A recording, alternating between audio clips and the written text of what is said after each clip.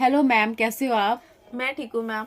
Ma'am, जैसे का assistant commissioner और कमिश्नर के जो लिस्ट आउट हुई है, तो इसके अकॉर्डिंग मुझे लग रहा है जल्दी अब हमारा भी डायरेक्ट वाला और जो एलडीसी के जो अदर पोस्ट के हैं वो भी हो जाएंगी ज्वाइनिंग।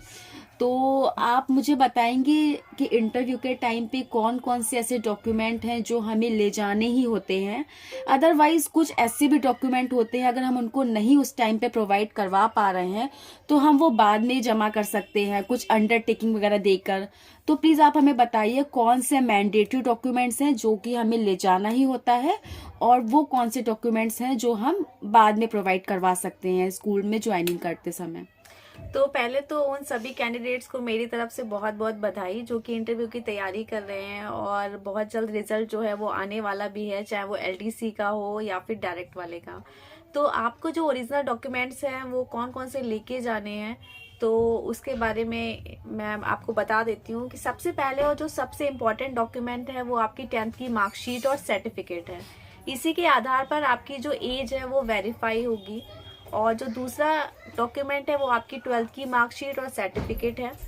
अगर आपने ग्रेजुएशन को मेंशन किया हुआ है, चाहे आपने पीआरटी में अगर किया है, टीजीटी और पीजीटी में किया है, तो ग्रेजुएशन की आपको हर एक साल की अपनी जो मार्कशीट है वो भी लेके जानी है, ईयर वाइज। और अगर आपने सेमेस्टर वाइज किया है तो आपको सेमेस्टर वाइज लेके जानी है। बहुत सारे कैंडिडेट्स यहाँ पर एक गलती कर देते हैं, वो क्या करते हैं, वो फाइनल ईयर की मार्कशीट है वो लेके जाते हैं जिसमें सारा टोटल होता है। तो डॉक्यूमेंट वेरिफिकेशन करते समय आपसे जो आपकी सारी मार्कशीट्स हैं वो आपसे मांगी जाती हैं, तो आप ये ना करिए और अपनी सारी मार्कशीट लेके जाइए।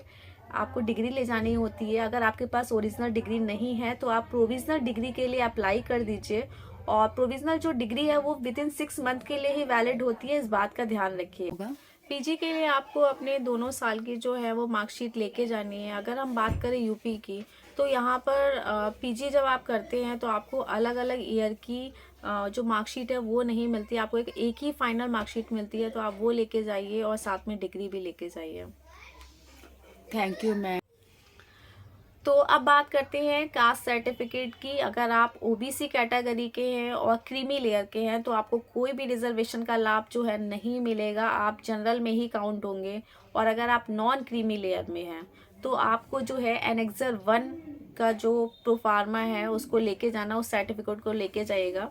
और ये केंद्रीय विद्यालय संगठन की वेबसाइट पे भी सारे प्रोफार्मा जो हैं वो दिए हुए हैं। SC ST कैटेगरी के जो कैंडिडेट्स हैं वो एनेक्सर 2 लेके जाएंगे।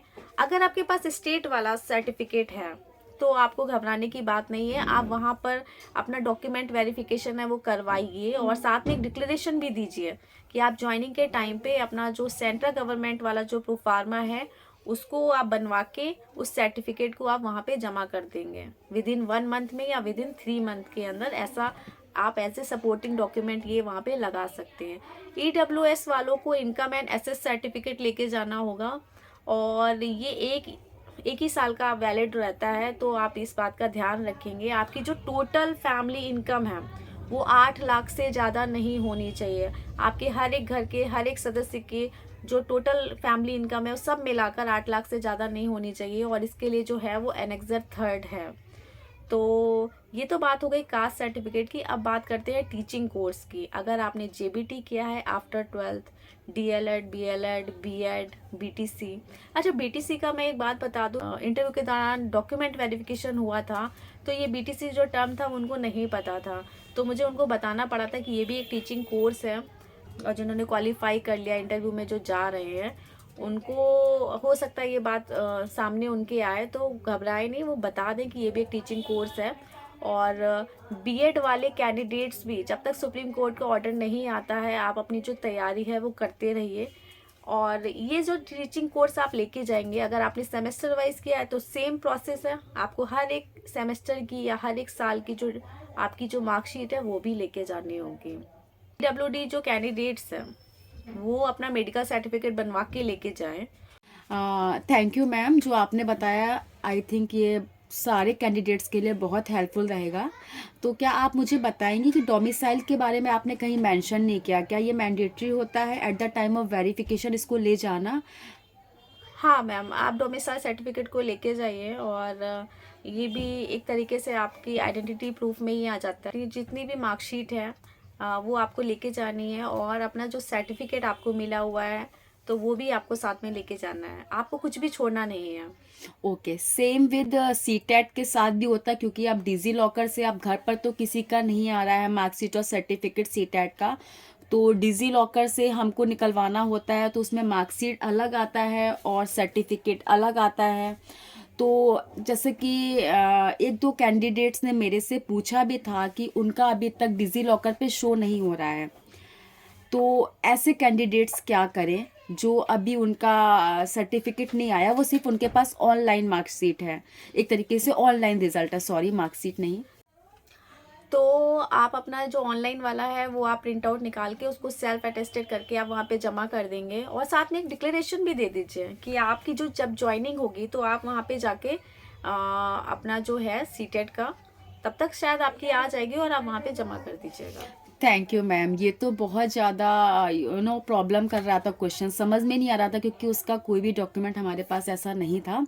वन मोर थिंग मैम, जैसे फिटनेस सर्टिफिकेट हो गया और करेक्टर सर्टिफिकेट हो गया, आई थिंक ये भी मेंशन रहता है, तो ये हमको वेरिफिकेशन के टाइम पर लेकर जाना होता है या फिर eight the time of joining, जब हम विद्यालय में ज्वाइन कर रहे हैं तब हमको उसको शो करना होता है मैम? नहीं, ये आपको आपका जो डॉक्यूमेंट वेरिफिकेशन होता है इंटरव्यू के दौरान तब आपको ज़रूरत नहीं पड़ती। जब आपको ज्वाइनिंग लेटर मिलता है तब आपको ये सारे जो डॉक्यूमेंट्स है वो लेके जाने होते हैं। Okay, thank you ma'am for this. अब मैं एक बात और बताना चाहूँगी यहाँ पर कि टीचिंग एक्सपीरियंस आपने भले ही एप्लीकेशन फॉर्म भरते समय ना लिया हो और आपने शो ना किया हो तो कोई परेशानी की बात नहीं है, आप अभी ले लीजिए, क्योंकि इसका भी बेनिफिट आपको मिलता है। अप्रैल मंथ आपके पास है तो आप किसी भी विद्यालय में जाकर या कोई भी वर्क कर रहे हैं जहाँ पे आपका पास एक्सपीरियंस आपको मिल सकता है, आप ले लीजिए, एक रिकॉर्ड मेंटेन कर लीजिए। बहुत सारे कैंडिडेट्स क्या करते हैं इंटरव्यू के दौरान ये बता देते हैं कि हाँ मैंने यहाँ पर प्राइवेट ट्यूशन जो है पढ़ाई हुई है या मैंने इस स्कूल में प्राइवेट पढ़ाया हुआ है, तो आप ऐसा ना कीजिए, आप एक प्रॉपर रिकॉर्ड लेके जाइए। आप जो है अटेस्टेड करवा के लेके जाइए एक सर्टिफिकेट कि आपने इस विद्यालय में इस महीने में इतना पढ़ाया हुआ है, तो इसका बेनिफिट मिलेगा आपको। अच्छा, मुझे एक बात और भी याद आ रही है कि आप ये ओरिजिनल डॉक्यूमेंट्स को एक प्रॉपर अरेंज करके लेके जाएंगे, साथ में आप एक फ़ोटोकॉपी का सेट भी लेके जाएंगे। आप हर एक ओरिजिनल डॉक्यूमेंट की एक फ़ोटोकॉपी कराएंगे, एक पूरा सेट तैयार करेंगे और उसे सेल्फ अटेस्टेड करेंगे। सेल्फ अटेस्टेड करते समय एक बात का ध्यान रखना होगा आपको कि आप जो साइन है वो कुछ कैंडिडेट्स क्या करते हैं नीचे कर देते हैं, अगर हमने फाड़ दिया तो उसका कोई मतलब नहीं रहेगा, आप बीच में कर दीजिए या साइड में कर दीजिए, तो इसका भी ध्यान रखेंगे। एप्लीकेशन फॉर्म को आपको लेके जाना है जिसमें आपकी फ़ोटो लगी हुई है और ये सारे डॉक्यूमेंट्स आपको लेके जाने हैं, तो एक प्रॉपर जो सेट है वो तैयार करना है। Okay ma'am, one more thing, is there need of photographs at the time of verification? हाँ, आप लेके जा सकते हैं पर एप्लीकेशन फॉर्म में ऑलरेडी होगी। जैसे कि हमने जब KVS के एप्लीकेशन फॉर्म फिल किया था तो उस टाइम पे हमने मतलब एक्चुअली ना हमने क्या वहाँ पे एप्लीकेशन फॉर्म में ही नहीं पूछा गया था कि आप किसी और डिपार्टमेंट में वर्किंग है या नहीं है, इवन वहाँ पे सिर्फ KVS के बारे में पूछा था। तो अगर कोई और मतलब कोई और डिपार्टमेंट में वर्किंग है और वेरिफिकेशन के टाइम पे वो जाता है तो इज़ इट मैंडेटरी कि वो NOC को लेकर जाए या नहीं लेकर जाए, क्योंकि हमने ऐसा मेंशन एप्लीकेशन फॉर्म में नहीं किया है। हाँ, ये आपने बहुत अच्छा क्वेश्चन पूछा। अगर आप किसी सर्विस में हैं और तो आपको अपना सर्विस सर्टिफिकेट लेके जाना होगा। आपको अगर आपने ऐसे कॉन्ट्रेक्चुअल काम कर रहे हैं या परमानेंट एम्प्लॉई हैं आप किसी जगह पे, तो आपको NOC भी लेके जानी है और अपना जो विजिलेंस सर्टिफिकेट है वो भी लेके जाना है, और वो आपके इंटरव्यू लेटर में ऑलरेडी मेंशन रहेगा, तो आप इस बात के लिए तैयार रहें। Okay, thank you. और एक बात का बहुत अच्छे से ध्यान रखिएगा, आपने जो भी एप्लीकेशन फॉर्म फिल किया था उसमें आपका जो नाम था, फादर का नाम था, आपकी डेट ऑफ बर्थ हो गई और आपकी जो कैटेगरी है और सब कैटेगरी है वो किसी भी कीमत पर आपके डॉक्यूमेंट वेरिफिकेशन के टाइम पर चेंज नहीं होगा। कोई भी इसमें चेंज नहीं होता। KV संगठन इसमें कोई भी करस्पॉन्डेंस नहीं करता है कास्ट और सब कास्ट कैटेगरी में, तो इस बात का ध्यान रखिएगा। Okay, thank you ma'am. अगर किसी ने अपने मार्क्स ही कम भर दिए हैं और बल्कि उसके मार्कशीट्स में ज़्यादा मार्क्स हैं फिर तो कोई प्रॉब्लम नहीं है ना? ये तो देखिए डॉक्यूमेंट वेरीफाई जो करेंगे वो ही बता सकते हैं कि वो इसको कैसे कंसिडर करें, क्योंकि आपने जो सूचना है अपनी एप्लीकेशन फॉर्म में कहीं ना कहीं तो गलत दी है, और आपको एक अंडरटेकिंग भी उसमें देखिए साइन रहता है कि आप अपनी जितनी भी Yes. सूचना आप भर रहे हैं वो आपके बिहाफ पे सारी सही है, सत्य है। इवन फॉर्म करेक्शन का भी टाइम मिलता है। हाँ, तो फिर इस तरीके का जो सवाल है वो तो नहीं होना चाहिए।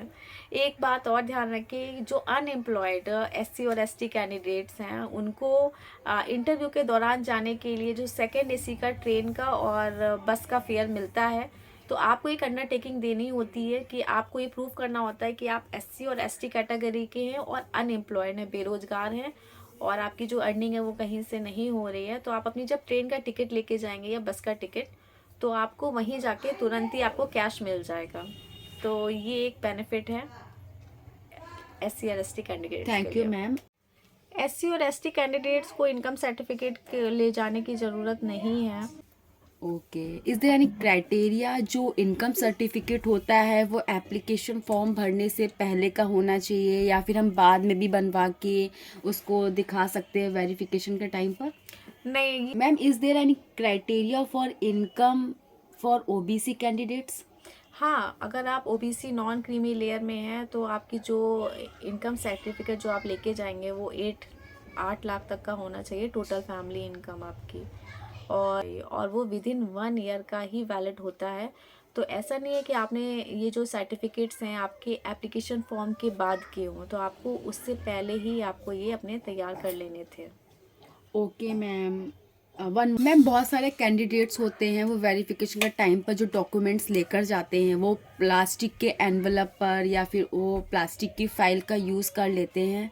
क्या वो ठीक है, नहीं, या फिर इम्प्रेशन उससे अच्छा पड़ता है या नहीं पड़ता है? नहीं, आप मैंने देखा है बहुत सारे कैंडिडेट्स इंटरव्यू वेरिफिकेशन के टाइम पर पॉलिथीन में ही सारे ओरिजिनल डॉक्यूमेंट्स ऐसे ही रख के ले आते हैं रैंडमली। तो ऐसा नहीं करना है, आप एक फोल्डर बना लीजिए और प्रॉपर अरेंज करके लेके जाइए। अच्छा, एक बात मैं और यहाँ पर बता दूँ, यहाँ पर जो इंटरव्यू के टाइम पे जो आपका डॉक्यूमेंट वेरिफिकेशन होगा वहाँ पे आपके एप्लीकेशन फॉर्म की सारी डिटेल चेक की जाती हैं, और ये देखा जाता है कि आपने जो एप्लीकेशन फॉर्म में अपनी जितनी डिटेल्स दी हैं क्या वो सही हैं, क्या आपके पास सारे ओरिजिनल डॉक्यूमेंट्स हैं, और इस फॉर्म को भरने से पहले के ही होने चाहिए। और जो ओरिजिनल डॉक्यूमेंट का वेरिफिकेशन होगा वो आपके इंटरव्यू को क्वालिफाई करने के बाद ही होगा। Thank you. इन सब के अलावा अगर आपने कोई एक्स्ट्रा करिकुलर एक्टिविटी की हो और आपको कोई सर्टिफिकेट मिला हो तो आप वो सर्टिफिकेट भी साथ में लेके जाइए। कोई कंप्यूटर कोर्स किया है, डिग्री डिप्लोमा है आपके पास, तो उसको भी अपने ओरिजिनल डॉक्यूमेंट्स के साथ ले सकते हैं। अगर आपने अपने नेट और पीएचडी को शो किया हुआ है वहाँ पर, तो आप उसको भी वहाँ पर लेके जाइए। मैम, आई होप ये बहुत ही हेल्पफुल रहेगा जो कैंडिडेट्स इंटरव्यू के लिए जा रहे हैं उनको अपना प्रिपरेशन करने के लिए कि हाँ उनको क्या डॉक्यूमेंट्स लेकर जाना है। Thank you so much ma'am. तो मेरी तरफ से सभी को बहुत बहुत शुभकामनाएं। जो इंटरव्यू में डॉक्यूमेंट वेरिफिकेशन होता है वो विद इन 5 मिनट्स में ही हो जाता है, तो कोई हार्ड एंड फास्ट रूल नहीं है। आप सब अपने ओरिजिनल डॉक्यूमेंट्स को तैयार करें, फ़ोटोकॉपी का सेट साथ में रख के लेके जाएं, और सभी को मेरी तरफ से बहुत बहुत शुभकामनाएं। Thank you so much.